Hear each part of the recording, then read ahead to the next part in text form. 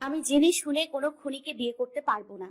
ক্ষুদ্র একটা চিরকুট লিখে এমপি আব্রাহাম ইজানের হবু বউ ভরসন্ধ্যায় পালিয়ে গেছে। হবু বউ পালালে সচরাচর বরপক্ষ বিয়ে ভেঙে দেয়। এক্ষেত্রে বোধহয় ইজান অন্য ধাতুতে গড়া। সে অত্যন্ত সাবলীল, শান্ত ভঙ্গিমায় চোখ বুজে বসা। উক্ত খবরখানা যেন কানেই ঢুকেনি। ভাই, ভাবি পালিয়ে গেছি। এই নিয়ে দ্বিতীয় দফায় একই কথাই আওড়ালো মনিম। তার কথা কর্ণকুহরে ঠেকতেই চট করে নেত্রযুগল খুলে ইজান নিগুড় দৃষ্টিতে তাকিয়ে কণ্ঠে ঘোর অবিশ্বাস নিয়ে শুধায়, কি বললি? মনিম ভেবাচেকা খায়, কণ্ঠনালী চিড়ে চঞ্চল স্বরে আপনা আপনি বেরোয়। শেষ বাক্য শুনে গা দুলিয়ে হেসে উঠল ইজানের পুরুষালী দেহ। ঘাড় মালিশ করার ক্ষণে শুধালো, বিয়ে করবে না বলেছে? ইজান কণ্ঠে কৌতুক। মনিম মাথা দুলালো। ইজান এবারও শব্দ করে হাসে। অদ্ভুত সে হাসি, মিলিয়েও যায় মিলি সেকেন্ডের মাথায়। তেজি রমরমা আওয়াজটা মনিমের কানে বাড়ি খায়। গাড়ি বের কর। জাফর আদনানের বরফ শীতল পানি ঢালা হচ্ছে। ভদ্রলোকের মস্তিষ্কের স্নায়ুকোষে দাউ দাউ করে জ্বলা অনল তবুও নিচ্ছে না। একসময় তিনি শোয়া থেকে উঠে বসলেন, মাথায় ওপর দুটো আইস কিউব রেখে গলা খাকারে দিলেন। ওই মেয়েকে একবার পেলে ঠ্যাং ভেঙে বুড়িগঙ্গায় ভাসাবো, না হলে আমার নামও জাফর না। আফরোজা আটকে উঠলেন। স্বামীর কথা শেষ হতেই কাতর কণ্ঠে বলেন, এসব কি বলছো? ও তো তোমার মেয়ের মতো। মেয়ের মতো আফরোজা? মেয়ে নয়। মেয়ে হলে এভাবে আমার মুখে চুনকালি ছুঁড়ে পালিয়ে যেত না। ইজানকে আমি কি জবাব দেবো? থামলেন না জাফর, পুনরায় বিলাপ আওড়ালেন। তার উপর চিঠিতে আবার কি সব আলফল লিখে গেছে, আল্লাহ। কথা শেষ হতেই মুঠোফোনটা সশব্দে বেজে উঠল। আফরোজা তড়িৎ ফোন হাতে তুললেন। অমনি চিতার বেগে থাবা দিয়ে সেটা ছিনিয়ে নিলেন জাফর। ব্যগ্র চোখে চেয়ে দেখলেন ইজানের কল। তিরিক্ষি মেজাজটা ধপ করে নিভে গেল। মৃত সন্ত্রস্ত জাফর কাল বিলম্ব না করে রিসিভ করতেই রাশভারী গলা কানে আসে। আসসালামু আলাইকুম আঙ্কেল। ওয়ালাইকুম আসসালাম। রক্তশূন্য দেখালো জাফরের চেহারা। সালামের জবাব বাদে কোনো কিছুই মুখে আসছে না তার। তবুও মিনমিন স্বরে নিজ দোষ ছাড়াতে বিলাপ চড়লেন। বাবা, আমাকে তুমি মাফ করো। ওর কারণে আমি ভীষণ লজ্জিত। ওকে আমি খুঁজে। আপনার খোঁজা লাগবে না uncle, let me handle this matter. Jafar তাই করলেন।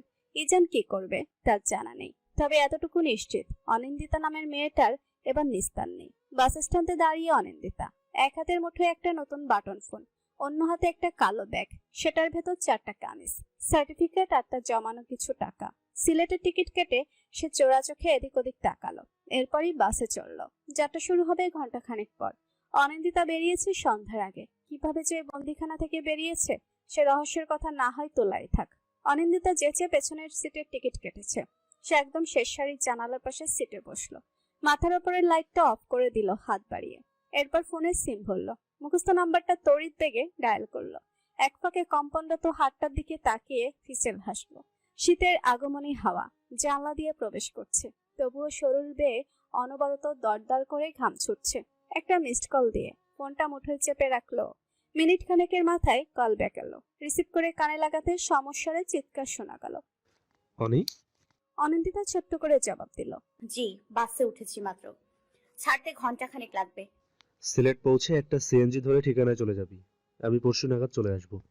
রাতুলের কথার পিঠে অনিন্দিতা কেবল ছোট্ট করে জবাব দেয়, ঠিক আছে। রাতুলের বদলে এবার শোনা যায় এক মেয়েলি স্বর। শোন অনি, ভয় পাস না, রাতে ঘুম না আসলে কল দিবি। সাবধানে যাবি, গিয়ে কল দিবি। টাকা আছে তো ফোনে? চঞ্চল গলার এত উৎকণ্ঠা শুনে কিঞ্চিত হাসলো অনিন্দিতা। চাপা স্বরে বলল, আছে, 60 টাকা ভরেছি একটু আগে, তবে কল দেওয়ার প্রয়োজন পড়বে না, আমার এখনই ঘুম পাচ্ছে।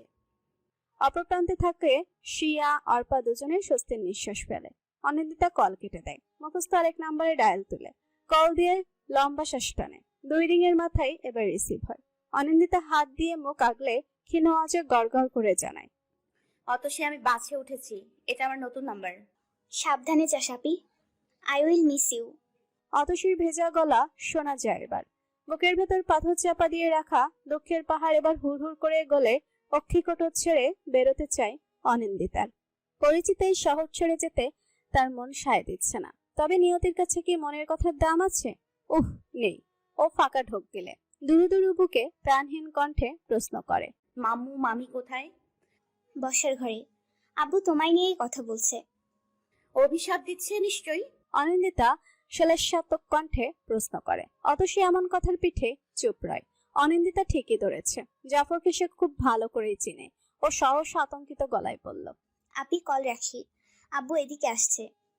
অনিন্দিতার প্রত্যুত্তরের অপেক্ষাবিহীনই সংযোগ ছিন্ন হয়। জাফর তখন রুদ্রমূর্তি ধারণ করেছেন। দানবের মতো কদম ফেলে অতসীর রুমে হানা দিয়েছেন। অতসী চট করে কল লিস্ট থেকে আনসেভ করা নাম্বারটা সরাতে চাইলো, পারল না। তার আগেই তার স্বাদের ফোনটা ছিনিয়ে নেওয়া হলো। জাফর স্ক্রিনে ভাসা নাম্বারটাই চোখ বুলালেন, হুঙ্কার ছাড়লেন। আফরোজা? আফরোজা ছুটে এলেন, ভীত মেয়ের দিকে চেয়ে রাগান্বিত স্বামীর দিকে তাকালেন। তোমার মেয়েকে জিজ্ঞাসা করো অনিন্দিতা কোথায়, জলদি বলতে বলো। আমি আরো রেগে গেলে কিন্তু খুব খারাপ হবে বলে দিচ্ছি। অতসী আবার হুহুক করে কেঁদে ওঠে। অথচ বিপরীতে দাঁড়িয়ে থাকা তার বাবা বিন্দু পরিমাণও করলেন না। আফরোজা লৌহস্বরে প্রশ্ন করলেন, অনিন্দিতা কোথায়? জানি না। অতসীর কন্দনরত মুখও রাগ দমাতে পারল না জাফরের। এগিয়ে এসে হাত উঁচাতেই আফরোজা দ্রুত এসে আগলে নিলেন অতসীকে। জাফর গর্জে ওঠেন। আফরোজার বুকে মুখ লুকিয়ে অতসী ফিসফিস করে বলল, আপনি কি যেতে দাও আম্মু, বাঁচতে দাও। রাত 11:24। বাস ছাড়ার কথা কাটায় কাটায় 11টায়, অথচ 24 মিনিট পেরিয়ে গেছে। ড্রাইভারের আসার নামগন্ধ নেই। অনিন্দিতা চোখ বুজে আসছে ঘুম, তবুও মনে একটা চাপা আতঙ্ক বিরাজমান। 24টা মিনিট নিছকে কম সময় নয় তার জন্য। যত দ্রুত বাস এই শহর ছেড়ে যাবে তত দ্রুত সে মুক্ত হবে। সাবধানে থাকতে সে কখনোই ওই খুনিকে বিয়ে করবে না। অনিন্দিতা জানালার ধারে মাথা রাখে। ভাগ্যবশত পাশে একজন নারী বসেছেন। জানালায় মাথা রাখতেই বাইরে কন্ডাক্টরকে দেখা গেল। অনিন্দিতা জোহরি চোখে তাকিয়ে সরু গলায় ডাকলো, ভাইয়া বাস কখন ছাড়বে? কন্ডাক্টর বড়ই অলস। বিরক্তি ভঙ্গিতে জবাব দিলেন, দেরি আছে আপা। অনিন্দিতা মাথা ভেতরে ঢুকায়। বাস ভর্তি হয়ে গেছে মানুষে, তবুও বাস না ছাড়ার কারণটা ঠাউর করা যাচ্ছে না। ও চোখ বুঝে মিনিট খানেক গড়াতেই কোলাহল শোনা গেল। মেইন রোড, অহরহ গাড়ি চলাচল করে। বিশেষ একটা ভাবাবেগ হলো না তার। ও নিস্তেজের মতো পড়ে রইল। মনিন তার কাচুমাচু মুখ গাড়ির কাচের ওপর সামান্য উঁচিয়ে বলে, এখানে শেষ বাসটা 11টায় সিলেটের উদ্দেশ্যে রওনা দেয়। ভাই, আজ এখনো যায়নি। ইজান নিজস্ব কায়দায় এক বুড়ো কপালে তুলে ডোর খুলে বেরিয়ে আসার পূর্বে একটা সাদা মাস্কের আড়ালে মুখ ঢেকে নেয়। নেমে মনিমের মাথায় কালো ক্যাপটা টান দিয়ে মাথায় চড়িয়ে ঠিক বাসের সামনেটায় দাঁড়ায়। কন্ডাক্টর অবাক নেটে তাকায়। মনিম চোখের ইশারা দিতেই সে বাসের দরজা থেকে সরে দাঁড়ালো। ইজান বিশাল কদমে বাসে ওঠে। উজ্জ্বল আলোর ঝলকানিতে তার চোখ কুচকে আসে সঙ্গে সঙ্গে। ঝাপসা চোখ এদিক সেদিক নাড়িয়ে সে দৃষ্টি স্থাপন করে সোজা।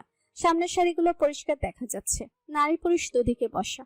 ইজানের বাজ পাখির নজর। ফাঁকি দিয়ে বুঝি এত সোজা? তবে আফসোস, মেয়েটাকে সে দেখলেও চিনতে পারবে না। ও লহুস্বরে মনিমকে ডাকে। মনিম লাফিয়ে বাসে ওঠে। ইজান বাসের দরজা ধরে দাঁড়ায়।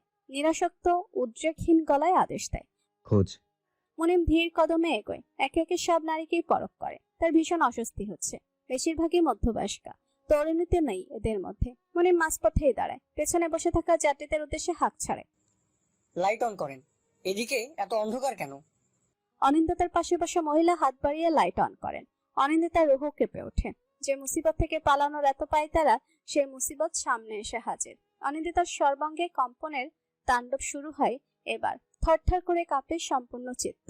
অসহনীয় ঝাঁকুনিতে শরীর নিস্তেজ হওয়ার পথে। ও তড়িৎ চোখমুখ খিচে পড়ে রয়। মনিম এগোয়। শেষ দিকটা এসে সন্দেহ জাগে মনে। কোনায় ঘাপটি মেরে বসে থাকা মাস্ক পরিহিত মেয়েটিকে পরিচিত মনে হয়। অমনি মস্তিষ্ক সচল হয় তার। ওর স্মৃতিশক্তি প্রখর। ও দ্রুত ঘাড় বাঁকায়। ইজানের তীক্ষ্ণ দৃষ্টির গতিপথ এদিকে। মনিম মাথা 1 ইঞ্চিও উপর নিচ করতে সেগিয়ে আসে। মনিম পাশের মহিলাটিকে ইশারা দিতেই তিনি ভয়ে সন্তর্পণে উঠে যান। ইজান সেখানটা এসে দাঁড়ালো। মাস্কটা কিঞ্চিত নামিয়ে তির্যক চেয়ে বাঁকাস্বরে প্রশ্ন করে, এই, সঙ্গে প্রেমিক প্রেমিক আছে তোর? প্রথম সাক্ষাৎ তাদের। অনাকাঙ্ক্ষিত ভাবেই হোক, প্রথম সাক্ষাতে কেউ তুইতকারী করে। ইজান করে। ইজানের মেজাজের পারদ তখন সপ্তম আসমানে। অনিন্দিতা বোঝে সময় ফুরিয়ে এসেছে। লম্বা দম টেনে সে নিজেকে শান্ত করে। বেইমানিটা করলো কে কতবে ভেবে পায় না। ও চোখ খুলে। বাদামি নেট্ট যুগলে অগাধ অসহায়ত্ব, তেজের মিশ্রণ। সরাসরি চোখ যায় মানুষটার মুখের দিকে। মাস্ক অর্ধ নামানো, গোপ দেখা যাচ্ছে। খুনির দিকে এতক্ষণ তাকিয়ে থাকাও ঘোর পাপ। অনিন্দিতা ঘৃণায় চোখ সরায়। ইজান পুনরায় শান্ত কণ্ঠে জিজ্ঞেস করে, বোবা নাকি তুই? অনিন্দিতা আচমকায় উঠে শক্তপোক্ত বক্ষে ধাক্কা মারে দুহাটে। সিট ছেড়ে উঠে ছোটার জন্য। অথচ ইজানের বেড়া জালে সে কবে আটকা পড়ে গেছে। এসব বৃথা প্রয়াসে লাভ নেই। ইজান অনিচ্ছা সত্ত্বে ওর হাত টেনে ধরে। রুক্ষসে স্পর্শে গায়ে কাটা দিয়ে উঠল অনিন্দিতার। মনে হয় একটা হ্যান্ডকাপ আজীবন পরলেও এত ব্যথা লাগতো না। পিঠের দিকটায় শক্ত কিছু ছোঁয়া লাগতেই স্নেহ ঠান্ডা হয়, শির দ্বারা বেয়ে নেমে যায় শীতল স্রোত। শার্টের নিচ থেকে পিস্তলটা বের করে অগোচরে পিঠের দিকটায় চেপে ধরেছে ইজান। হিসিয়ে সতর্ক করে বলে, চুপচাপ আমার সঙ্গে নামবি। তেরি বেরি করলে তুই তোর মামার গোষ্ঠীকে স্বর্গ ভ্রমণে পাঠাতে আমার বড় জোর 5 মিনিট লাগবে। অনিন্দিতা হাল ছাড়ে না, ইজান ঠেলেই ওকে বের করে। মানুষজনের দৃষ্টি এদিকে। মনিম তাদের ধমকায় একবার। অনিন্দিতা লঘু গলায় বলে, ছাড় খুলি কোথাকার, আমি কিন্তু জোরসে চেঁচাবো। অনিন্দিতা ঢের জানে, শত হাঁক ডাক দিলেও কেউ বাঁচাতে পারবে না, কারণ চারপাশে ইজানেরই লোক। বাস থেকে নেমে অনিন্দিতার পা থেমে যায়। পেছনে ইজান। এখনো পিস্তলের অস্তিত্ব টের পাচ্ছে অনিন্দিতা। এত সহজে ইজান ওকে মারবে না সে জানে। ও বুক ভরে দম টেনে কনুই দিয়ে বাড়ি দেয় ইজানের পেটে। ভালোই আঘাত দিয়েছে, সাথে দুটো ভয়া নখ গালি ফ্রি। ইজান স্বল্পক্ষণের জন্য পিস্তল সরিয়ে পেট চেপে ধরে চেঁচায়, হ্যালো এভরিওয়ান, আসসালামু আলাইকুম। আশা করি আপনারা সবাই ভালো আছেন। আলহামদুলিল্লাহ, আমিও ভালো আছি। বন্ধুরা, আপনাদের কাছে রিকোয়েস্ট করছি, গল্প পড়তে এসে প্লিজ একটা করে লাইক এবং একটি করে কমেন্ট করে যাবেন। প্লিজ প্লিজ সবাই একটা করে সাবস্ক্রাইব করে দেবেন, কারণ একটা গল্প বানাতে অনেক কষ্ট হয়, অনেক সময় ব্যয় হয়। আপনাদের থেকে একটা লাইক এবং একটা কমেন্ট এবং চ্যানেলটি সাবস্ক্রাইব পেলে আমাদের আরও আগ্রহী হয় নতুন নতুন গল্প দেওয়ার। ধন্যবাদ সবাইকে। এই যে শুনুন, আপনাকে বলছি, একটা সাবস্ক্রাইব করে দেন। লাভ ইউ বন্ধুরা, লাভ ইউ রিপ্লাই চাই আপনাদের থেকে। বাস্টার্ড। অনিন্দিতা এই সূচকে ছুটে, অথচ বেশি দূর যাওয়া বোধহয় তার ভাগ্যে নেই। ছকদম এগোতেই হাতে টান লাগে। ধস্তাধস্তি বেশিক্ষণ চলল না। নাকে সহসা রুমাল চেপে ধরতে নিঃশ্বাস রোধ হয় মেয়েটার। মনিম ভেবাচাকা খেয়ে তাকিয়ে আছে। ইজানের বুকের উপর মেয়েটা লুটিয়ে পড়েছে। ইজান নাক মুখ কুচকায়, মনিমের উদ্দেশ্যে বলে, গার্ডিয়ান। মনিম তাই করে। পেছনের সিটে মেয়েটাকে এক প্রকার ছুঁড়ে ইজান ফ্রন্ট সিটে উঠে বসলো। মনিম নড়ে চড়ে বসে। ভাই কোনোদিন সামনের সিটে বসেনি, আজ প্রথম। ও আর চোখে তাকালো একবার, নাক মুখ কুচকে বসে। সহসা মাস্ক ক্যাপ সব ছুঁড়ে ফেলে ইজান। শক্ত চোয়াল, কাঠিন্যতায় ঘেরা মুখমণ্ডলে ফুটে ওঠে স্পষ্ট ঘৃণা, বিতৃষ্ণার প্রতিফলন। গাড়ির গতি বাড়ায় মনিম। গন্তব্য তার জানা, তাই আর শব্দ খরচ করল না। মাঝ রাস্তায় ইজান একবার পেছনে তাকায়, থমথমে গলায় শুধায়, এই আগ্নেয়গিরির নাম কি? জি ভাই। মনিম কেসে ওঠে। আরে এই মেয়ের নাম কি? ক্রুদ্ধার কণ্ঠে প্রশ্ন। অনিন্দিতা। অনিন্দিতা কায়নাত। উত্তর পেয়ে যান অবিলম্বে মুখ ফেরায়। এই মেয়েকে তার বিয়ে করতে হবে? মা এই মেয়েকে পছন্দ করেছে তার জন্য? ছি! ক্যাটক্যাটে ফ্যানের শব্দ আর ফ্যাচফ্যাচে কান্নার আওয়াজ চার দেয়ালের ভেতর মিলেমিশে একাকার। অনিন্দিতার মস্তিষ্ক সচল হলো, স্নাহ কাজ করা শুরু করলো খুবই ধীর গতিতে। চোখের পাতা নড়ল আধো আধো, কিন্তু অক্ষিযুগল মেলে তাকালো অনেকক্ষণ পর। মাথার ওপর ফ্যান ঘুরছে। সর্বপ্রথম সেটার দিকে দৃষ্টি গেল। পরপরে সিথানের পাশটায় বসে ক্রন্দনরত অতসীর দিকে চেয়েও উঠে বসল। অতসীর কান্নার আওয়াজ সঙ্গে সঙ্গে থেমে গেল। গালে দগদগে 3 আঙুলের ছাপ, রক্তিম দেখাচ্ছে। অক্ষিকটর বেয়ে অঝোর ধারায় নোনাজল গড়িয়ে পড়ছে। অনিন্দিতা স্তম্ভিত নেত্রে কিছুক্ষণ দেখলো ওকে। পরপরই মনে হলো সে আবার বন্দিখানায়। চিত্ত অস্থির হলো তার। উঠে দাঁড়ানোর আগেই অতসীর হাত ধরে আটকায়, চাপা গলায় বলে, যেও না আপি, বাইরে মানুষ। অনিন্দিতা থেমে যায়, কিছু প্রশ্ন গলায় আটকে যায়। তন্মধ্যে আফরোজে ঢুকেন। পায়ের গতি স্লথ, ভঙ্গিমা অত্যন্ত স্বাভাবিক। হাতে একটা পানি ভর্তি গ্লাস। এগিয়ে এসে সেটা বাড়িয়ে দিলেন অনিন্দিতার দিকে। অনিন্দিতা জিজ্ঞাসু চোখে তাকিয়ে স্ফুট স্বরে ডাকে, মামি। পানি খা। আফরোজার গম্ভীর গলা। অনিন্দিতার গলা বেয়ে পানি নামতে চায় না, তবুও দুঢোক পান করে ফিরিয়ে দেয় গ্লাস। বাইরে থাকা ভেসে আসা পুরুষালী কণ্ঠগুলো আচমকাই থেমে যায়। গটগট আওয়াজ শোনা যায় এক পর্যায়ে। এরপরই সদর দরজাটা ধরম শব্দে আটকানো হয়। জাফর ক্ষিপ্র গতিতে রুমে ঢুকলেন এবার। তার অমন চোখে দৃষ্টি দেখে অতসীর অন্তরাত্মা অব্দি গুটিয়ে গেল। অথচ অনিন্দিতা উঠে দাঁড়ালো, বড় একদম টেনে ডাকলো, মামু। খবরদার, আমাকে মামু বলে ডাকবি না। তোর সঙ্গে আমার কোনো সম্পর্ক নেই। শুধু তোর মা আমার বোন ছিল, তাছাড়া তোদের গোষ্ঠীর কারোর সঙ্গে আমার কোনো সম্পর্ক নেই। যত দ্রুত বিদায় হবি তত দ্রুত বাঁচি। অনিন্দিতা এবার ঢোক গিলে জাফর পুনরায় বলা শুরু করেন, আমার বোনকে হারিয়েছি তোরা বাপ বেটির জন্য। কি ফুটফুটে ছিল আমার বোনটা, ওর চেহারা আমার চোখে ভাসে। লজ্জা করে না তোর? মুখ দেখিয়ে চলিস কিভাবে? আফরোজা চোখ বুজে ঠোঁট চেপে দাঁড়িয়ে থাকেন। জাফর লাগাম ছাড়া হচ্ছেন, জিভে কিছু আটকাচ্ছেন না। তাহলে যেতে দাও, আটকে রেখেছো কেন? অনিন্দিতার দৃঢ় তেজি কণ্ঠ। জাফর এক মুহূর্তের জন্য থমকালেন বুঝি, পরপরই দ্বিগুণ দৃঢ়তা নিয়ে বললেন, তোকে বাড়িতে রাখার ইচ্ছা নেই আমার, বিয়েটা করে ঘাট থেকে নাম। অনিন্দিতা এবার অশান্ত হলো। কেন? বিয়ে কেন করতে হবে? তাও একটা খুন। চুপ, ওই শব্দ মুখ থেকে বের করবি না। তোর বাপ কি? সে নিজেও তো খুনি, তার মেয়েও। তোর এত অহংকার কিসের? যা করতে বলেছি তা চুপচাপ করবি। বোনের কারণে এমন বড় ঘরে সম্বন্ধ এসেছে, না হলে কোনো রাস্তার ছেলে আসতো না তোকে বিয়ে করার জন্য। অনিন্দিতা চোখ নামিয়ে ফেলে, মাথার ভেতরটা রাগের দাপটে ফেটে যাচ্ছে। কিন্তু আশ্চর্য ব্যাপার, এত রাগে চোখ ঝাপসা হচ্ছে কেন, চোখে পানি জমছে কেন? জাফর বেরিয়ে গেলেন। আফরোজা একপল তাকে পরখ করে নিজেও বেরিয়ে গেলেন। যাওয়ারখানে দরজাটা বাইরে থেকে আটকাতে ভুললেন না। খন্দকার নিবাস, দোতলার দক্ষিণ প্রান্তের বিশালাকার রুমটা এজানের। অনুমতিবিহীন ঘরটায় কেউ প্রবেশ করে না, তবে একজন অনায়াসই হুটহাট এখানে আসতে পারেন। তিনি কামিনী খন্দকার, ইজানের মা। কামিনী নিঃশব্দে ঘরে ঢুকলেন। কাল রাত 2টোর দিকে ছেলে বাড়ি ফিরেছে, এখনো বেঘরে নিদ্রায় নিমজ্জিত। কামিনী বিশাল বেডটার এক কোণে বসলেন, হাত ছাড়িয়ে বাড়িয়ে ছেলের কপাল ছুঁয়ে ডাকেন, এই জান, ওঠ বাবা। ইজানের নেত্র বন্ধ, অথচ মস্তিষ্ক সচল। বালিশে মুখ গুজে অবস্থায় বলে, কয়টা বাজে? 10টা বাজতে চললো। শরৎ এসে বসে আছে নিচে। ইজান লাফ দিয়ে ওঠে, মুখ ভয়ানক কুচকে বলে, ও কখন এলো? এসেছে ঘন্টাখানেক। ওঠ বাবা, আমি একটু জাফর ভাইয়ের বাড়ি যাব। ইজান বাঁকা চোখে তাকায়, শক্ত চোয়ালে প্রশ্ন করে, কেন, ওই বাড়িতে কি কাজ? বারে, কাজ নেই বলছিস? কিছু কথা আছে, তাই সেরে আসবো। তোমার মনে হচ্ছে না তুমি একটু বেশি তাড়াহুড়ো করছো? না তো, কেন বাপ? অনিন্দিতাকে তোর পছন্দ হয়নি?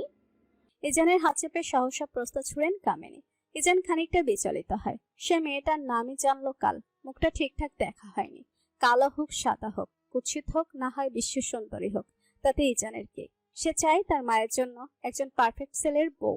ও কথার উত্তর দিল না, বিছানা ছাড়তে ছাড়তে বলল, মামুনি, সবটা তোমার উপর, তোমার পছন্দই শেষ কথা। তবে তাড়াহুড়ো কখনো শুভ কিছু বয়ে আনে না। অতসী ড্রেসিং টেবিলের সামনে বসে আয়নায় গাল দেখছে। আনমনে হঠাৎ হঠাৎ 3 আঙুলের দাগটায় হাত ছোঁয়াচ্ছে। এই 16 বছরের জীবনে প্রথম জ্বর খাওয়া। না না, এই ভয়ানক কাজটা জাফরের দ্বারা সংঘটিত হয়নি, ইয়া আফরোজার কাজ, অতসীর মায়ের। অতসী মনে মনে হা হতাশ করতে করতে ঘাড় বাঁকিয়ে তাকালো। সিঙ্গেল সোফাটায় কেমন নির্জীব বনে বসে আছে অনিন্দিতা, শূন্যে তাকিয়ে, যেন কোনো অনুভূতিহীন জীব সে। 17 ঘন্টা যাবৎ ওরা এই ঘরটায় বন্দী। আফরোজা এসে খাবার দিয়ে যাচ্ছেন, যাওয়ার সময় দরজা আটকাতে ভুলছেন না। অতসীর দম আটকে আসছে। সামনের দুর্ভোগের কথা ভাবলেই মস্তিষ্ক থেমে যায়। ও জিভ দিয়ে ঠোঁট ভিজিয়ে কথা বলে, শেষমেশ ভীষণ অনুতপ্ত গলায় বলে, আপি সরি। অনিন্দিতা একই ভঙ্গিতে বসা। অতসীর কথায় সে কেবল চোখ দুটো বন্ধ করে ফেললো। একটা লম্বা দম টানতেই অতসী পুনরায় বলে, আমি আসলে বুঝতে পারিনি, বাবা হঠাৎ এলো। কি বলবো, আমার কান্না পাচ্ছে আপি। Please Api, forgive me. বলতে বলতে ষোড়শী রক্ষা কঠোর সিক্ত হয়, ঝরঝর করে নোনা জল গড়িয়ে পড়ে। সে সবটা ভেস্তে দিয়েছে, ভাবলেই তার নিজেকে পিষে মারতে মন চায়। অনন্দিতা ঠোঁট চেপে বলে, তোর দোষ নেই, আমার ভাগ্যই এমন। এক নরক থেকে আরেক নরকে যাব, সয়ে যাবে, ভাগ্য মানবে না। শেষ কয়েক বাক্য সে আওড়ালো খুবই ধীর স্বরে। অতসী ঠিকঠাক শুনতে পেল না। অনিন্দিতা এবার স্পষ্ট গলায় প্রশ্ন রাখলো, আমাকে এখানে দিয়ে গেছে ওই খুনিটা, তাই না? উনি মামের একটা কথা রাখবে? আফরোজা অনিন্দিতাকে অত্যাধিক স্নেহ করেন, অতসীর চেয়েও একটু বেশি। তিনি খুব বেশি অভিমান করলেই কেবল অনিন্দিতার ক্ষেত্রে তুমি সম্বোধন যোগ করেন। অনিন্দিতা ঘন ঘন দম টানে, দ্বিধান্বিত কণ্ঠে বলে, কি? কামিনী আপা এসেছেন, দয়া করে তার সঙ্গে একটু ভালো ব্যবহার করবে। এমনিতেও তোমার মামার সম্মান তাদের সামনে তলানিতে ঠেকেছে। যেটুকু আছে ওটুকু অত্যন্ত রাখো। অনিন্দিতার মুখটা ফ্যাকাশে দেখায়। অতসী নিজেও ভেবাচেকা খায় মায়ের অমন কথায়। এভাবে কেউ বলে? কত কষ্ট পাচ্ছে আপি। অনিন্দিতা কেবল মাথা হেলিয়ে বলে, আচ্ছা। আলমারির দ্বিতীয় তাকে একটা নতুন ড্রেস আছে, ওটা পরে নিও। বলেই তিনি বেরিয়ে যান। অতসী তৎক্ষণাৎ উঠে দাঁড়ায়, খোলা দরজাটার দিকে তাকিয়ে খুশির তোড়ে চকচক করে উঠে তার রক্ষীপুট। বেরিয়েও লাভ নেই, বাড়িতে এখন মোট 6 জন সিকিউরিটি গার্ড। অনিন্দিতার কথায় ধপ করে হাসির ঝলক উবে যায়। অতসী বিবশ চিত্তে তাকাতে অনিন্দিতা আলমারির দিকে পা বাড়ায়। অতসী ব্যগ্র পায়ে পায়চারি করছে। বসার ঘর থেকে অপরিচিত এক নারী কণ্ঠ ভেসে আছে। অতসী তাকে দেখেছে, তবে তেমন চেনে না। যতদূর জানে, কামিনী নামের ভদ্রমহিলা অনিন্দিতা মায়ের বান্ধবী। ব্যাস এতটুকুই। ও পর্দার কাজটায় গিয়ে কান পাতলাম। জাফর আদনান অফিসে আসতে অনেক দেরি। আপাতত মাই ওই ভদ্রমহিলার সঙ্গে কথা বলছে। কান পেতেও বিশেষ লাভ হলো না। তবে আরেক বিপত্তি ঘটলো। উকিমানের ক্ষণে পর্দা ঠেলে এক শক্ত গরনের পুরুষালী অভাব বেরিয়ে এলো। অতসী হটকারিতে পেছনে সরে যেতেই কোমরটা গিয়ে বাড়ি খেলো বেসিনের শক্ত অংশে। আর্তনাদ করে উঠতেই সামনের পুরুষটা অল্প খানিকটা ভরকায়। অতসী চোখ মুখ খিচে দাঁড়িয়ে, এক হাতে কোমর, অন্য হাতে নিজেই নিজের চোখ ঠোঁট চেপে ধরা। শরতের ভরকানো ভাবটা কেটে গেল মুহূর্তেই। হৃদয়ের মধ্যখানে সূক্ষ্ম ভাঁজ পেলে সে অত্যন্ত স্বাভাবিক কণ্ঠে জিজ্ঞেস করলো, ওয়াশরুমটা কোথায়? কে আপনি? অতসী ফট করে চোখ খুলে কর্কশারের এরূপ প্রশ্ন শরৎ বিরক্তিতে চোখ উল্টায়। চোখ যায় মেয়েটার পেছনের দরজার দিকে। ও এগোতেই অতসী লাফিয়ে সরে যায়। গলার আওয়াজ বেরোনোর পূর্বে শরৎ উদ্রেকহীন গলায় বলে, আমি আপনাদের মেহমান, চোর নই। ব্যবহারটা ভালো করুন। কামিনী চায়ে চমক বসিয়ে বললেন, ভাবি, অনিন্দিতা কই? আফরোজা হাসার চেষ্টা করলেন। কালকের ঘটনা কামিনীর অজানা, এজন্য তিনি মনে মনে একটু স্বস্তি পাচ্ছেন। না হলে জাফর নিশ্চয়ই মেয়েটার গায়ে হাত তুলতেন। এই তো এসে গেছে। গুটি গুটি পায়ে হেঁটে আসা অনিন্দার দিকে চোখ ঘুরিয়ে বললেন আফরোজা। পরনে একটা খয়েরি রঙের ড্রেস, গায়ের রং দারুণ উজ্জ্বল, সুন্দর দেখাচ্ছে, কিন্তু মুখটা এমন প্রাণহীন, রক্তশূন্যের মতন করে রেখেছে মেয়েটা। আফরোজা তপ্ত নিঃশ্বাস ফেললেন। কামিনীর চোখ মুখে ঝলমলে হাসি খেলা করছে। দারুণ উৎফুল্ল তিনি। হাত বাড়িয়ে টেনে অনিন্দিতাকে পাশে বসালেন উনি। অনিন্দিতা নিরাসক্ত গলায় সালাম দিল। কামিনীর এক হাত তার গাল থুতনিতে ছুঁয়ে গেল। কেমন চনমনে গলায় তিনি বলেন, কেমন আছিস মা? তোকে দেখলেই আমার শুধু মালিনীর কথা মনে পড়ে। অনিন্দিতা ফাঁকা ঢোক গেলে। কামিনীর সঙ্গে তার দ্বিতীয়বার সাক্ষাৎ। প্রথমবার সাক্ষাৎটা হয়েছিল একটা বিয়েতে। আচ্ছা, একটা কথা জিজ্ঞাসা করি? বলতে বলতে তার হাত দুটো নিজের হাতের আজলায় ভরেন কামিনী। ব্যাকুল গলায় বললেন, বিয়েটাই কি তোর অমত আছে অনি? আমার 3টে ছেলে, ইজান বড়, ও খুব ভালো অনি। বিশ্বাস কর মামনিকে, আমি চাই বিয়েটা যাতে দ্রুত হয়। একটু দম নিলেন তিনি। পুনরায় বললেন, তোর আপত্তি নেই তো? কণ্ঠনালীতে আছে, ঘোর আপত্তি আছে। শব্দগুলো ক্রমশ কিলবিল করছে, উচ্চারণে আর আসছে না। সে কি করবে? আর চোখে একবার আফরোজার কঠিন মুখাবয়বে সে পরখ করে। মুখ খোলার পূর্বেই শরৎ হাজির হয়। ব্যস্ত গলায় বলে, আন্টি, ইজান ভাই এসে গেছে, যেতে হবে। নামটা শুনেই চিত্তে অস্থিরতা ধরেছে অনিন্দিতার। সে মুখ খুলবে কি করে? লোকটা যা ভয়ানক। শেষমাস বিপদটা তার একার ওপর তো আসবে না, মামা আর তার সাজানো গোছানো পরিবারের ওপরই আসবে।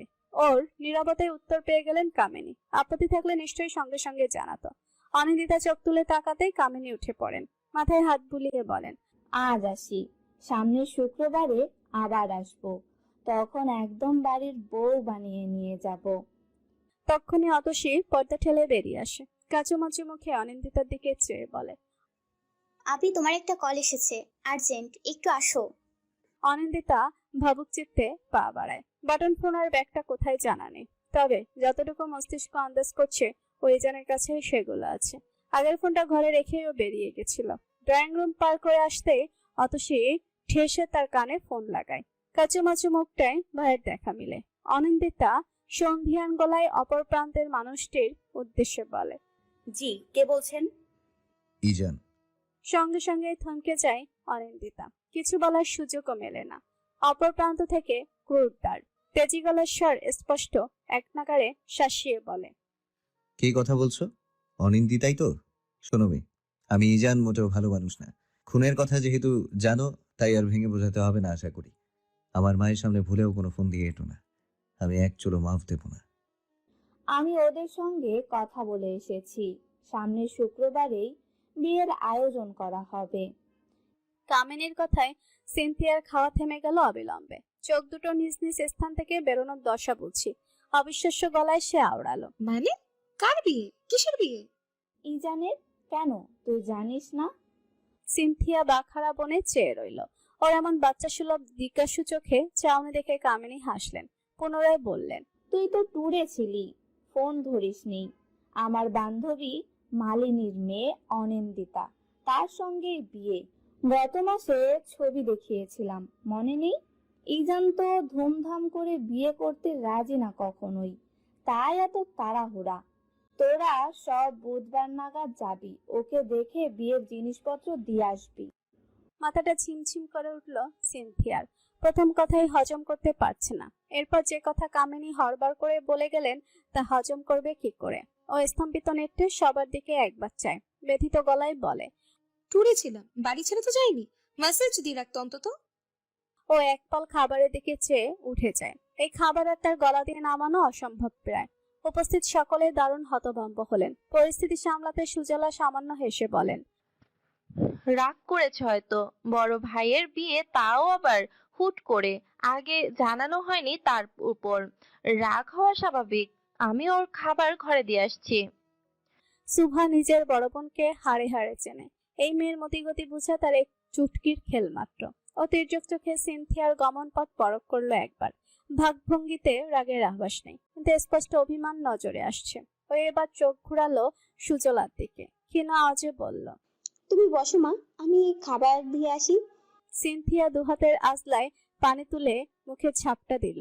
এরপর আয়নায় নিজের প্রতিবিম্বের দিকে তাকালো। ভেতরে এত বিধ্বস্ততা বাইরেটায় প্রকাশ পাচ্ছে না কেন? ও পুনরায় পানির ঝাপটা দেয়। হাত খোলা বাথরুমের দরজাটায় তখনই ঠক ঠক আওয়াজ করে কেউ। সিনথিয়া তড়াক করে মোড়ে সুভা এসেছে। বুকের কাছটায় হাত ভাঁজ করে হেলান দিয়ে দাঁড়ানো, চোখে কৌতূহলের লেশ। সিনথিয়া নিজেকে ধাতস্থ করে গম্ভীর কণ্ঠে বলল, রুমে আসার আগে নক করতে হয়, জানিস না? দরজাটা এমন ভাবে খোলা যে কেউ ভাববে খোলা পারমিশন দিয়ে রেখেছি। সে যাকে বড় ভাই বিয়ের খবর শুনে তোর চেহারা এমন দেখাচ্ছে কেন? সিনথিয়া ভড়কালো। বাথরুম থেকে বেরোতে বেরোতে বলল, মানে? এই ধর, বেশি দুঃখ কষ্ট পেলে মানুষকে যেমন দেখায় তোকেও ওই রকম দেখাচ্ছে। সিনথিয়া তির্যক চোখে তাকায় সঙ্গে সঙ্গে। সুভা, আমি তোর বড় বোন হই, ফাতরামো অন্য কোথাও করিস। খেতে ভালো লাগছে না তাই উঠে এসেছি, তার জন্য তোর কাছে কৈফিয়ত দিতে হবে এখন? সুভা দুই হাত কিঞ্চিত উপরে তুলে স্যারেন্ডার করার ভঙ্গিমায় শ্লেষাত্মক কণ্ঠে বলে, নো ওয়ে সিনথিয়া খন্দকার, আর কৈফত পসিবল থিংস। যাকগে, প্লেটে খাবার রাখা আছে, খেয়ে নিস। এলোমেলো রুমটার দিকে একপাল চোখ ঘুরাই যান। চুলে হাত চালাতে চালাতে বিরক্তিতে চসূচক শব্দ বের হয় আপনা আপনি। এত অগোছালো সে কবে হলো? পুরো রুমে কাপড়ের ছড়াছড়ি, হাঁটতে গেলেই পায়ে কিছু না কিছু বাজছে, সেগুলো আবার ঠেলে সরাতে হচ্ছে। ওদিক ওদিক চোখ ঘুরানোর ক্ষণেই এক কোনায় অবহেলায় পড়ে থাকা কালো ব্যাগটা থেকে নজর যায় ওর। মাঝে আরে আকারের একটা ব্যাগ, ভেতরে নিশ্চয়ই কিছু আছে। এটা এখানে কে রাখলো? ও দ্রুত পা বাড়ায়, ব্যাগটা হাতে তুলে চেন খুলতে একটা ছোট্ট বাটন ফোন নজরে আসে। এরপর এক একে ড্রেস, সার্টিফিকেট, ফোনটা চার্জ শেষ। সার্টিফিকেটে একবার চোখ বুলাই যান। এসএসসি এর নামের স্থানে গোটা গোটা অক্ষরে লেখা অনিন্দিতা কায়নাত, গ্রুপ সায়েন্স। দুটোতেই রেজাল্ট এ প্লাস। বাহ, অমান মোটা মস্তিষ্কের মেয়েটা এ প্লাস অর্জন করতে পারে। শিক্ষা ব্যবস্থার কি করুণ অবস্থা! এজানের ঠোঁটের কোণ আপনা আপনি বেঁকে যায়। ও জিনিসপত্রগুলো ব্যাগের উপর ছুঁড়ে বেরিয়ে এসে রুম থেকে। ডাইনিং রুমে তখন সবার খাওয়া অর্ধেক শেষ। ইজান সিঁড়ি বেয়ে নামার সময় সুভা দৌড়ে এলো। একই সঙ্গে তাল মিলিয়ে নামতে নামতে বলল, বড় ভাইয়া, খেতে যাচ্ছ? তুই খাসনি? যাচ্ছি, সিনথিয়া আপুকে খাবার দিতে এসেছি তো, তাই দেরি হয়ে গেছে। ওর ট্যুর শেষ? কি যে বলবো, আর খেতে বসে উঠে গেল। কেন? ইজানের ভ্রুদয় কুচকে আসে। সুভা দুঃখী গলায় বলে, কি জানি, তুমি একবার বলে দেখবে। আসলে আসতে পারে, কি নিয়ে যে রাগ করেছে কেউ বুঝতে পারছে না।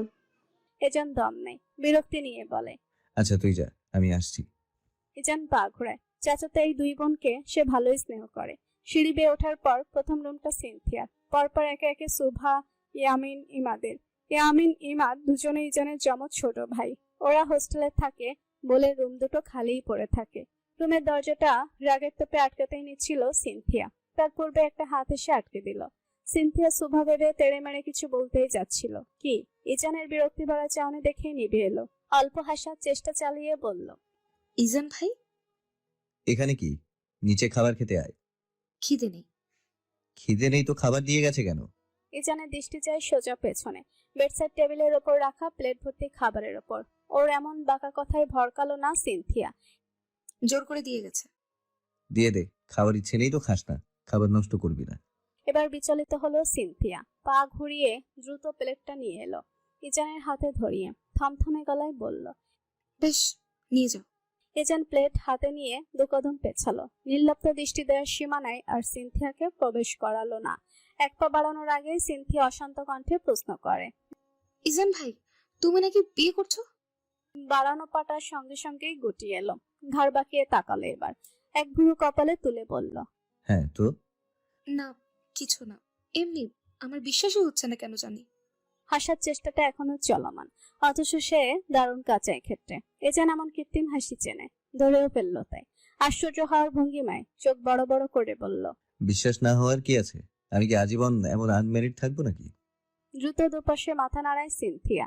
মিথ্যে হাসিটাও মিয়ে যায়। নিশ্চল গলায় কেবল বলে, না না, তা কেন হবে? বিয়ে করো, বিয়ে করে সুখী হও। সুখী? বিড়বিড় করলো ইজান। না জানে কোন চিজকে বাড়ি আনা হচ্ছে। তাকে চাপকে সিধা না করলে খন্দকারদের কপালে ঘোর দুঃখ আছে। তার ঢের আভাস পাচ্ছে ইজানের চতুর মস্তিষ্ক। ইজানের 3 হাত থাকলে সে তার 3 হাতের নাম দিত মনিম, শরৎ আর হিমেল। এই 3 ব্যক্তি সর্বদা ইজানের সঙ্গে সঙ্গে থাকে। আলাদা বডিগার্ড তো কেবল শো অফের জন্য। এরা 3 জন থাকলে ইজানের কিচ্ছু লাগে না। 3 জনই ভাই বলতে অজ্ঞান, বাড়িতেও অগাধ আসা যাওয়া, পরিবারের মতো। 3 জনের মধ্যে মনিম একটু বোকা গোছের।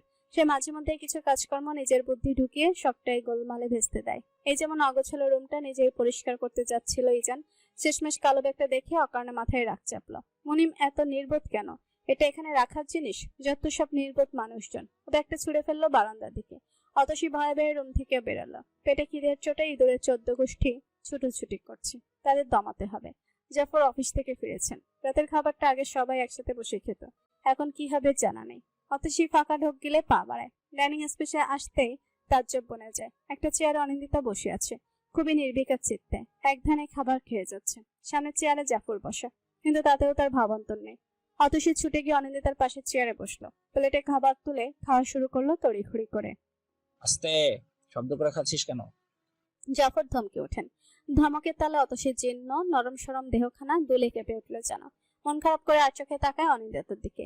এই মেয়ে কি রোবট বনে গেল? খাওয়া দাওয়া শেষ করে যে যার রুমে চলে গেল। অনিন্দিতা কেবল দাঁড়িয়ে রইল দরজার পাশটার। আফরোজা তখন লাইট নিভিয়ে ঘুমাতে যাবেন। অনিন্দিতা তাকে পেয়েই হাত চেপে ধরল, কাতর গলায় বলল, মামি, একটা কল করব, শুধু একটা। কাকে? অর্পাকে। ওরা টেনশন করছে মামি, শুধু জানাবো আমি বাসায় আছি, ব্যাস। বলা বাহুল্য, অনিন্দিতার আগের ফোনটাও খানিক আগে জব্দ করা হয়েছে। অত শীতটা সেদিন জাফর রাগের বসে ভেঙেও ফেলেছেন। আফরোজা দ্বিধায় পড়লেন যেন। অনিন্দিতার মুখের দিকে চেয়েও না করতে পারলেন না। এবার পালানোরও সুযোগ নেই। বাইরে 6 জন গার্ড তো আছে। বাসার মেইন দরজায় আবার সিসিটিভি লাগিয়েছেন জাফর। অফিস থেকে সর্বক্ষণ নজরদারি চালান। অনিন্দিতা আফরোজাকে টেনে রুমে নিয়ে এলো। পুনরায় ব্যাকুল গলায় বলল, মামি প্লিজ, আর কিচ্ছু চাইবো না। আফরোজা নীরবে সম্মতি দিয়ে ফোন নিয়ে এলেন। বন্ধুদের নাম্বারগুলো মুখস্থ ছিল। অনিন্দিতা দ্রুত ডায়াল করলো অর্পার নাম্বারে। একদম শেষ সময় রিসিভ হলো। অর্পা ঘাবড়ে গেছে। অনিন্দিতার মামির নাম্বার। অনিন্দিতার হদিস নেই। মামি নিশ্চয়ই তাদের জেরা করবেন। ও ভীত বনে ফোন কানে ঠেকাতে ওপাশ থেকে চিকন রিনরিনে গলা ভেসে আসে, অর্পা, আমি অনিন্দিতা বলছি। অর্পা এবার দ্বিগুণ ভড়কালো। শেষ রক্ষেও বুঝি হলো না মেয়েটার। তত তুই বাড়িতে? অনিন্দিতার অক্ষিকট সিক্ত হলো। টেনশন করিস না, আমি বাড়িতে আছি। কিভাবে ধরা পড়লি উনি? পর কান্না পেয়ে গেল। ওর এমন ভেজা গলা শুনে কিঞ্চিত হাসলো অনিন্দিতা। বলল, ভাগ্য, ভাগ্য ধরিয়ে দিয়েছে। যাই হোক, রাতুল আর শিয়াকে জানাস আমি বাড়িতে, চিন্তা না করতে। সামনের শুক্রবারে বিয়ে, আসিস পারলে। অর্পার পিলে চমকে উঠল। মারাত্মক চমকিত কণ্ঠে সে প্রশ্ন করলো, তুই বিয়ে করছিস শেষমেশ? করব, রাখি। সংযোগ বিচ্ছিন্ন হয় পরপরই। ফোনটা আফরোজার হাতে ফিরিয়ে দেয় অনিন্দিতা। মুখে হাসির রেখা। নিজেকে যথাসাধ্য স্বাভাবিক দেখাতে চাইলো। কথা বলতে গিয়ে কণ্ঠনালী কাঁপলো খানিকটা। চিন্তা করো না মামি, এবার আর তোদের ঘাড়ে বসে ঝামেলা পাকাবো না। যা করব তার পরিণতির দায়ভার একাই নিব।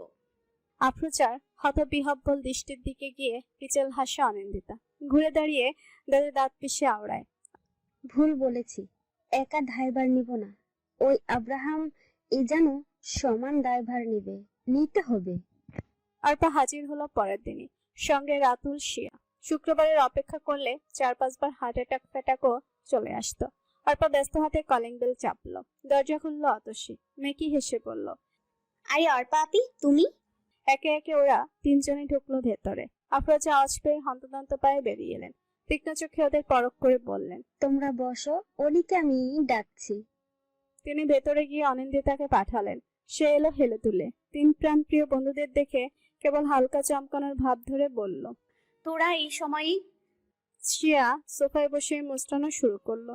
রাতুলকে ইশারা দিয়ে বলল, এই মেয়ের ব্যবহারে তো আজব পার্কে লাগছে কেন রে রাতুল? দুই এক খা খেয়েছে নাকি? উত্তর এলো বটে, তবে রাতুলের বদলে অতসী জবাবে মাথা দুপাশে নাড়িয়ে বলল, না না, আপির গায়ে হাত তোলেনি কেউ। সে পরশু থেকে এমন আজব ব্যবহার করছে। দ্বিতীয় বাক্য বলার ক্ষণে নিজের গালের উপর আপনা আপনি হাত ছুটে গেল অতসীর। মনে পড়ল সেই দৃশ্য, যখন অনিন্দিতার খোঁজ বলার জন্য আফরোজা গালে একটা বসিয়েছিলেন। আহা, টনটনে ব্যথাটা এখনো রয়ে গেছে বুঝি। গালে হাত কেন তোমার অতসী? ভুলবশত ওর বদলে তুমি মার খেয়েছো নাকি? রাতুলের কথাই থতমত খায় অতসী।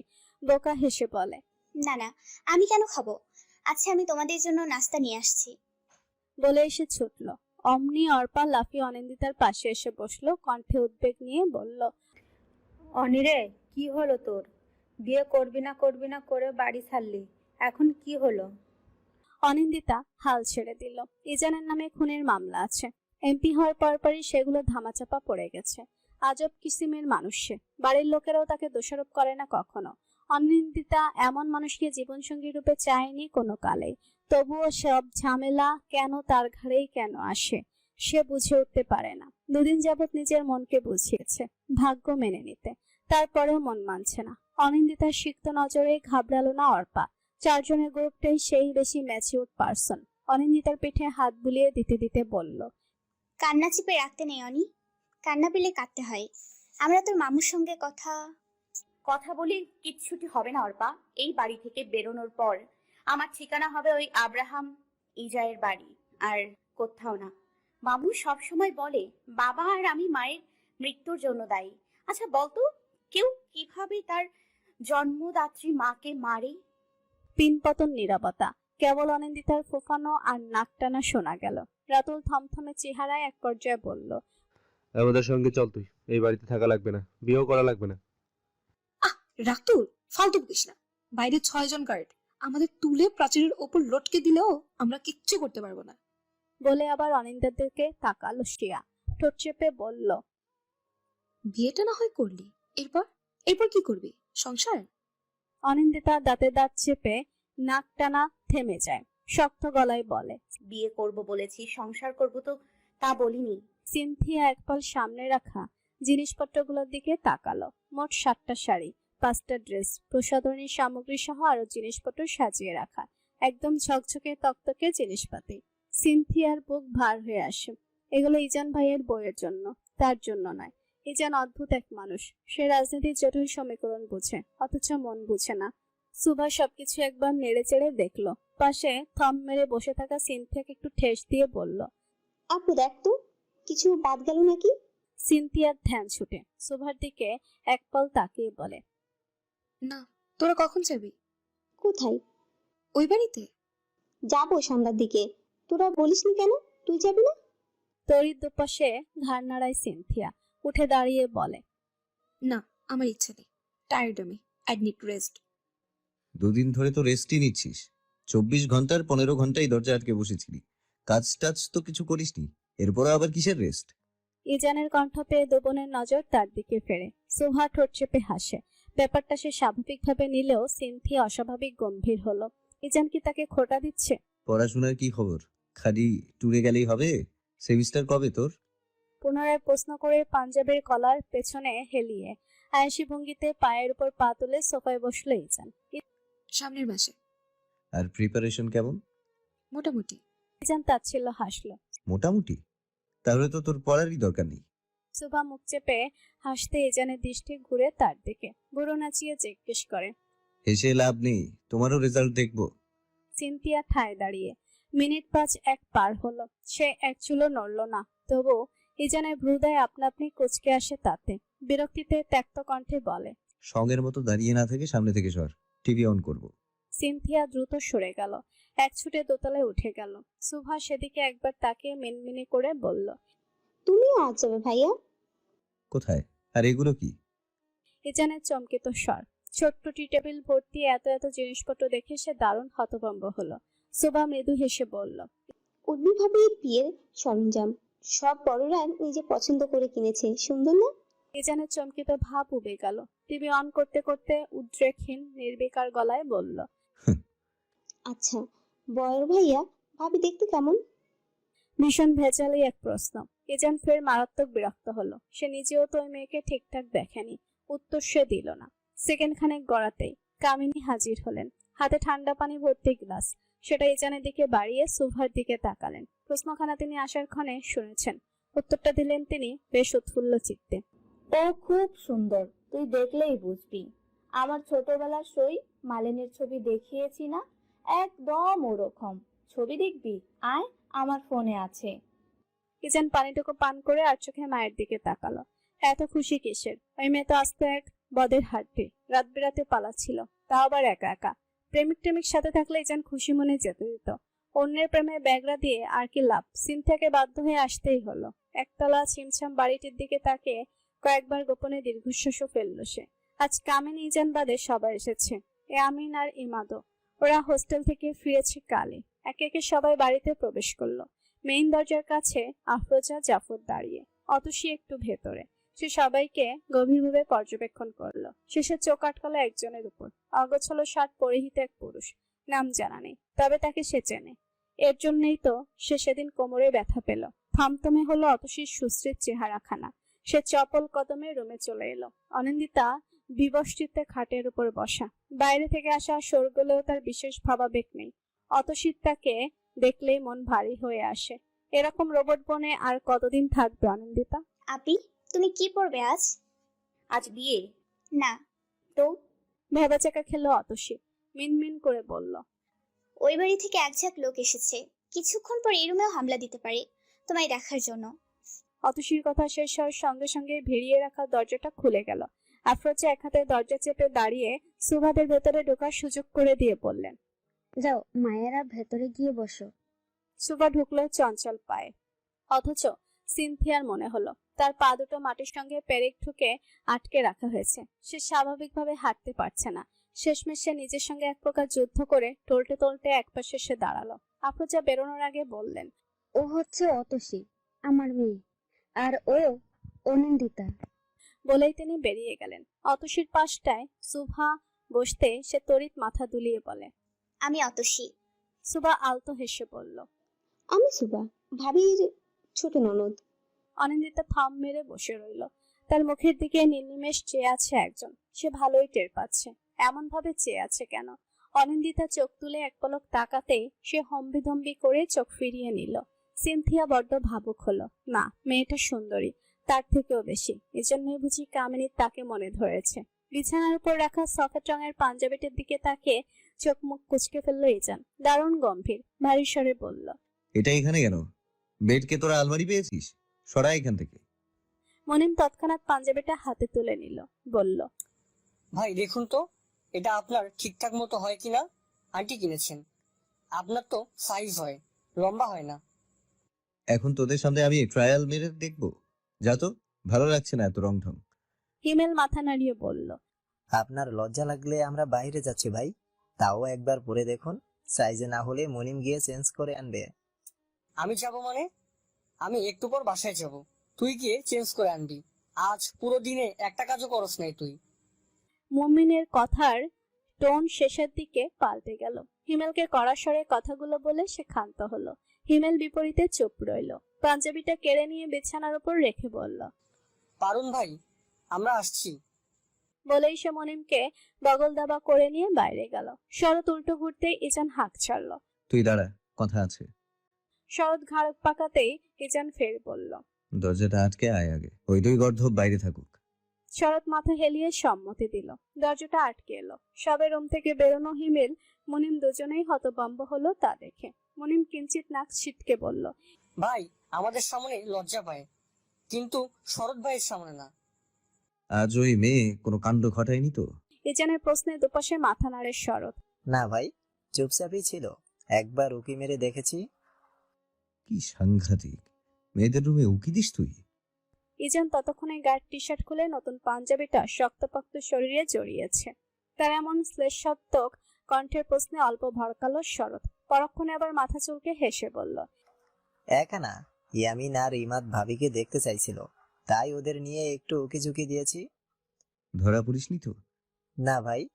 যাক ভালো। ভাই, একটা কথা বলবো? ইজান বাঁকা চোখে তাকালো। বল। আপনি সত্যিই বিয়েটা করবেন? মানে ভাবির সঙ্গে তো আপনার কিছুই যায় না, বয়সেও অনেক ছোট। একটু দমল শরৎ, কণ্ঠনালীতে কিলবিল করা বাক্যটা শেষমেশ আমতা আমতা স্বরে বলেই ফেলল। তার উপর আপনারা একজন আরেকজনকে ঠিকঠাক চেনেন না, পছন্দও করেন না। ইজান ঘুরে দাঁড়ালো এবার, অত্যন্ত স্বাভাবিক ভঙ্গিতে বলল, প্রথমে মামুনির জন্য না করিনি, কিন্তু মেয়ে এমন তেরা জানলে ফুলেও মত দিতাম না। তবে আরেকটা মুখ্য বিষয় কি জানিস? মেয়েটা জানে আব্রাহাম ইজান খুনি। এই কথাটা আমার সামনে আজ পর্যন্ত তোর আগে উচ্চারণ করেছিস? না। মামুনি বা আমার ভাইয়েরা করেছে?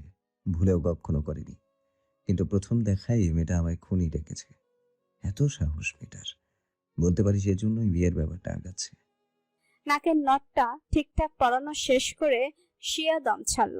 বিছানার উপর হাত পা ছড়িয়ে শুয়ে থাকা রাতুলের উদ্দেশ্যে বলল, এই রাতুল, ওর তো অর্পাকে ফোন দে, ওর আসতে এতক্ষণ লাগে? ফোনে টাকা নেই, এমনি এসে যাবে একটু পর। তুই এত খুশি কেন সিয়া? বিয়েটা ওর বদলে তুই করে নে তাহলে। শিয়া ভয়ানক রেগে গেল, তড়িৎ এগিয়ে এসে রাতুলের চুল টেনে ধরল। বেচারা আহ করার সময় অবধি পেল না। শিয়া অন্য হাতে তার মুখও চেপে ধরল। তোর কি আমার খুশি সহ্য হয় না? বান্ধবীর বিয়েতে এখন বসে কাঁদবো? রাতুল নিজেকে ছাড়াতে লাফিয়ে উঠল, চুলের গোড়ায় আঙুল চালিয়ে চোখ রাঙালো। জঙ্গলি কোথাকার, হাত সামলে রাখবি, না হলে দিব ধরে একটা। দে দে, দিয়ে দেখ একটার জন্য কয়টা ফেরত পাস। তুই চুপ করবি? কানের ভেতরে ব্যথা করছে আমার। অনিন্দিতার চাপা স্বর। শিয়া থেমে গেল। রাতুল থমথমে মুখে এগিয়ে গেল। ড্রেসিং টেবিলের কাছটায় হেলান দিয়ে দাঁড়িয়ে নিগুড় চোখে পরখ করলো অনিন্দিতাকে। ফর্সা বদনে একটা হালকা গোলাপি রঙের শাড়ি, মাথার মাঝখানে সিঁথি তুলে চিকন সরু এক টেকলে আটকানো, গলায় হার, হাত ভর্তি চড়ি, নাকে নথ, কানে বিশাল দুটো দুল। কান ছিঁড়ে যাচ্ছে না এর। মুখ বিকৃত হলো রাতুলের। শিয়ার দিকে চেয়ে বলল, কানে কি পরিয়েছিস? এত বড় দুল, কান ছিঁড়ে যাবে না? খুলে অন্য কিছু পরা। তুই এসবে কি বলছিস? বেহুদা বকিস না, ওকে এটাতেই সুন্দর লাগছে। রাতুল দাঁতে দাঁত চেপে চোখ সরালো। অনিন্দিতার উদ্দেশ্যে আচমকা অদ্ভুত এক প্রস্তাব ছুড়ল। গেটের সিকিউরিটি ব্যস্ত, এমপির জন্য এমনিতেও করা সিকিউরিটি দেয়া। সামনের গেটে সব, পেছনের দিকে কেউ নেই আপাতত। শিয়ার চোখ বড় বড় হলো, অবিশ্বাস্য গলায় বলল, তুই এসব জানিস কি করে? আর এগুলো বলেও বা লাভ কি? শিয়ার কথার উত্তর দিল না রাতুল। সে চনমনে চিত্তে চেয়ে অনিন্দিতার দিকে, সম্মতির আশায়। কিন্তু মিনিট খানেক গড়ালেও অনিন্দিতা প্রত্যুত্তর অবধি দিল না। রাতুল ফের বলল, বাসের টিকিটও আছে, 8টার বাস, এখন 7:22। বাস স্ট্যান্ডে পৌঁছতেই বাস ছাড়বে। ছেলেটে আমার মামাকে বলা আছে। তুই। রাতুল থাম, অবাস্তব জিনিস এগুলো।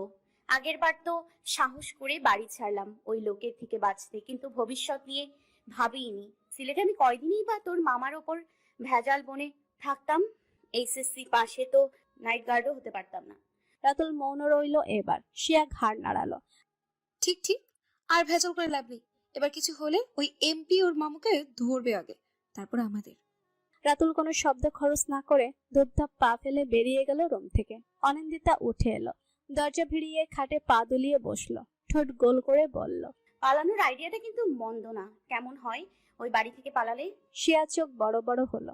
দারুণ চমকিত স্বরে সে বলল, কি? ইম্পসিবল। কাঁধ উঁচিয়ে অনিন্দিতা বলল, এভরিথিং ইজ পসিবল। অর্পা দ্রুত পা চালিয়ে গেট পেরোলো। দারোয়ান চাচা কাচুমাচু মুখে তাকে দেখে হাসলেন। অর্পাও বিপরীতে একটু হাসলো। ভদ্রলোক অনিন্দিতার 3 বন্ধু বান্ধবীকে চিনেন। এর মাঝে মধ্যে আসে। 2 কদম এগোতেই হাঁটার গতি স্লোথ হয়ে আসে অর্পার।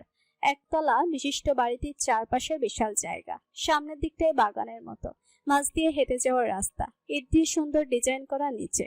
অর্পার পা একসময় সেই রাস্তায় থেমেই গেল। ঠোঁট চেপে ভাবলো কি করবে। সে এত লেট করেছে যে বরযাত্রীর সঙ্গে ঢুকতে হচ্ছে। বড় জোর 4 হাত, এরপরে মানুষের ঝাঁক। দাঁড়িয়ে দাঁড়িয়ে আঙুল উঁচিয়ে একবার শুনলো অর্পা, 1 2 3, পুরো 15 জন। এরপর আবার দত্তের মতো কয়েকটা লোক, বডিগার্ডই হবে। গেটেও দুজন। অর্পা অল্প অল্প ঘাবড়ালো তাদের চাহনি দেখে। আপনি কি মানুষ খুঁজছিলেন? কণ্ঠে কৌতুকের লেশ, দারুণ সুন্দর কণ্ঠ। অর্পা তড়াক করে মরল। আধ পাতা দূরে দণ্ডায়নরত এক হাস্যমুখী ছেলেকে দেখে সে লাফিয়ে পেছালো। ইটের সরু রাস্তার ধার সেখানে শেষ। পা মুচড়ে পড়ার আগেই কবজি ধরে আটকালো সে। অর্পা ভীষণ অসহায় চোখে তাকালো। ব্যালেন্স রাখতে তাকেও ধরতে হলো একজন পুরোদস্তুর অপরিচিত ছেলের হাত। সম্বিত ফিরতেই সে নিজেকে ছাড়িয়ে নিল, ছাড়িয়ে আবার হাতখানাও ছাড়লো। তাতেই বিস্ময়ে ফেটে পড়লো ইয়ামিন। ভুরুকুচকে জিজ্ঞেস করলো, হাত ছাড়ছেন কেন? আমি কি নোংরা হাতে আপনাকে ধরেছি নাকি? অর্পা অপ্রস্তুত হলো বেশ, কোনো মতে বলল, জি না, এমনিই ছাড়ছি। ইয়ামিন প্রত্যুত্তর দেওয়ার প্রয়োজন বোধ করলো না। যাওয়ার পূর্বে একবার মেয়েটিকে আপাদমস্তক পরখ করে নিল। লম্বায় বড়জোর 5 ফিট 1 হবে। ইয়ামিনের গলা অবধি। বয়সও বা কত হবে, 16-17, বেশি হলেও ওইটুকুই। গায়ে একটা কালো রঙের সাদামাটা কামিজ। ইয়ামিন আর দেখলো না, চোখ ফিরিয়ে সে ভেতরের দিকে হাঁটা ধরলো। মাঝপথে আবার ঘাড় বাঁকিয়ে চেয়ে দেখলো মেয়েটিও তার পিছু পিছু আসছে। শরৎ থমথমে চোখ মুখে জিজ্ঞেস করলো, কি সমস্যা আপনার? অতসী নির্বিকার চিত্তে বলল, কোনো সমস্যা নেই। আচ্ছা, ওয়াশরুম কি বাসা থেকে সেরে আসতে পারেন না? মেহমান বাড়ি এলেই কি চাপ পায় নাকি? শরৎ বিস্ফোরিত ক্ষেত্রে তাকালো। বলছে কি এই মেয়ে? আচ্ছা, ঠোঁট কাটা বেহায়া মেয়ে তো। শরৎ তর্জনী তাক করে বলল, চাপ পেলেও কি তোমাকে কৈফিয়ত দিতে হবে? পুচকি মেয়ে, সরো সামনে থেকে। অতসী বড় বড় চোখে তাকালো, খানিকটা উঁচু গলায় বলল, এই তুমি বলছো কেন? আমি তোমার চেনা কেউ? শরৎ বিরক্ত হলো। তুমি নিজেই তো বলছো এখন। বেয়াদব মেয়ে, ওয়াশরুমে গিয়ে বসে থাকো পারলে, যত সব মাথা মোটা পাবলিক। বলেই সে ঘুরে দাঁড়ালো। পাঞ্জাবির হাতায় ময়লা লেগেছিল তার, আগে খেয়ালই করেনি। সেটুকু অংশে একটু পানিতে সে ওয়াশরুমের দিকে এসেছিল। এই মেয়ে আগে থেকে দাঁড়িয়েছিল, যেন ওয়াশরুম পাহারা দিচ্ছে। বিড়বিড় করে কি যেন আওড়ালো শরৎ। তা চেয়ে চেয়ে দেখে ক্রোধে ফুঁসে উঠল অতসী। এই বেটা যতবার বাসায় এসেছে ততবার তার ওয়াশরুমের দিকে আসতেই হবে। ইজান ভুরু কিঞ্চিত উপরে তুলে বড্ড আগ্রহ নিয়ে চেয়ে দেখলো চারপাশ। ভালো সাজানো হয়েছে, তবে বাইরে থেকে দেখে বোঝার জো নেই ঘরের এই সাজসজ্জা। না, জাফর কথা রেখেছেন। প্রসন্ন হাসলো ইজান। বিয়ের ব্যাপারটা ফ্যামিলি অবধি সীমাবদ্ধ থাকবে। দুনিয়ার সামনে বিয়ের খবর রটিয়ে তার কি লাভ? নেতাদের খাইয়েও বা কি হবে? তার চেয়ে টাকা বাঁচানো ঢের শ্রেয়। ইজান সিনা করে বসলো। পাশে বসা ইমাদ খুশি মনে বলল, ভাবিমণিকে কখন আনা হবে ভাইয়া? ইজান খ্যাক করে উঠল। তুই যেখানে বসে আছিস আমিও সেখানেই বসে আছি। আমি কিভাবে জানবো কাকে কখন আনা হবে? ইমাদের খুশি খুশি ভাবখানা নিভে এলো অল্প। বিরক্তি নিয়ে বলল, ভাইয়া সুন্দর করে কথা বলো। ভাবিমণি তোমার কথা বলার ধরন দেখলে ভয় পালাবে নিশ্চিত। পালাবেই তো, পালানোতে তো সে পিএইচডি প্রাপ্ত। কণ্ঠ নামে আওড়ালো ইজান। অনিন্দিতাকে আনা হলো মিনিট 10 পর। তাতেই হুট করে অজানা কারণে অস্বস্তিরা জেকে ধরলো ইজানকে। বার কয়েক সে নড়ে চড়ে বসলো। না চাইতেও চোখ গেল ডান পাশের সোফাটার দিকে। সোফায় বসা মেয়েটির দিকে। লম্বা ঘোমটাটা না মেয়েটির মুখের উপর। কিঞ্চিত পাতলা ফিনফিনে সাদা রঙের এক ওড়না। বাইরে থেকে সবই বোঝা যাচ্ছে। ইজান ব্যঙ্গাত্মক হাসলো। এমন ঘোমটা দেওয়ার মানেটা কি? সে ভেবে পেল না। আধ ঘন্টার ভেতরই বিয়েটা সম্পন্ন হলো, কোনো কান্নাকাটি বিহীনি। জাফর এক কোণে অবিশ্বাস্য চোখে চেয়ে দেখলেন। মেয়েটাকে যখন কবুল বলতে বলা হলো, সে প্রলম্বিত একশ্বাস ফেলে জড়তা ছাড়াই কবুল বলে ফেললো। জাফর প্রথম 1 মিনিট বিশ্বাসই করতে পারলেন না। ইজান কবুল বলল অত্যধিক শীতল স্বাভাবিক ভঙ্গিতে, কোনো বিশেষ ভাবান্তর নেই। বিয়ে পড়ানো শেষে খাওয়া দাওয়ার পালা। সেসবের ব্যবস্থা ভেতরে করা হয়েছে। বাড়িটা ভালোই বড়। অতসী ঠোঁট উল্টে সবকিছু দেখছিল। এক পর্যায়ে তার চোখ গেল কোনার দিকে। কি যেন নাম মেয়েটার, সিনথিয়া। বহু কষ্টে মস্তিষ্কে ধরা দিল নামটা। অতসী ভ্রু কপালে তুলে দেখলো মেয়েটা অশ্রুসিক্ত চোখে তাকিয়ে আছে। অতসী সবাইকে ডিঙিয়ে তার পাশে গিয়ে দাঁড়ালো। কৌতূহল দমাতে না পেরে জিজ্ঞেস করলো, এ কি আপু, বরকনে কেউই কাঁদলো না, আপনি কাঁদছেন কেন? সিনথিয়া চোখ বুজে ফেললো। পক্ষীকোটর হতে এক ফোঁটা জল গড়িয়ে পড়তে সে অতসীর অলক্ষে তা আঙুল দিয়ে মুছে ফেললো।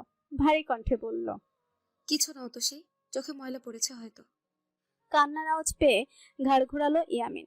সঙ্গে সঙ্গে এই নজরে বন্দী হলো একটু আগে দেখা হওয়া মেয়েটার ক্রন্দনরত মুখশ্রী। অনিন্দিতাকে জড়িয়ে ধরে সে হিসকি তুলে কেঁদে চলেছে একাধারে। ইয়ামিন নির্নিমেষ তাকিয়ে রইল। শতচ চোখ ফেরাতে তার দারুণ অপারগতা প্রকাশ পেল আজ। অর্পার কান্না থেমে গেল। অনিন্দিতা নিজেকে ছাড়িয়ে নিল। সে নিঃশব্দে কাছে। একসময় সেটাও থেমে গেল। একটু দূর যেতেই অর্পার চোখ খুলল। ইয়ামিনের এমন গভীর দৃষ্টিতে সে আড়ষ্ট হলো সহসা। দুহাতে গাল মুছে সে ছুটলো বাথরুমের দিকে। সে এমনিতেই কালো, আজ আবার আসার আগে একটু কাজলও দিয়েছিল। নিশ্চয়ই সেটা লেপটা বিশ্রী দেখাচ্ছে, না হলে ছেলেটা এমন অদ্ভুতভাবে তাকিয়েছিল কেন? মনে মনে নিজেকে সখানেক কড়া কথা শুনিয়ে দ্রুত পা চালালো অর্পা। গেট পেরোনোর আগে অনিন্দিতা ঘাড় বাঁকালো আচানক। সবার পথ চলা থেমে গেল তাতে। অনিন্দিতা তাতে ভ্রুক্ষেপ নেই, সে কেবল ঠোঁটের কোণে হাসি ঝুলিয়ে বলল, চলে যাচ্ছি মামুন।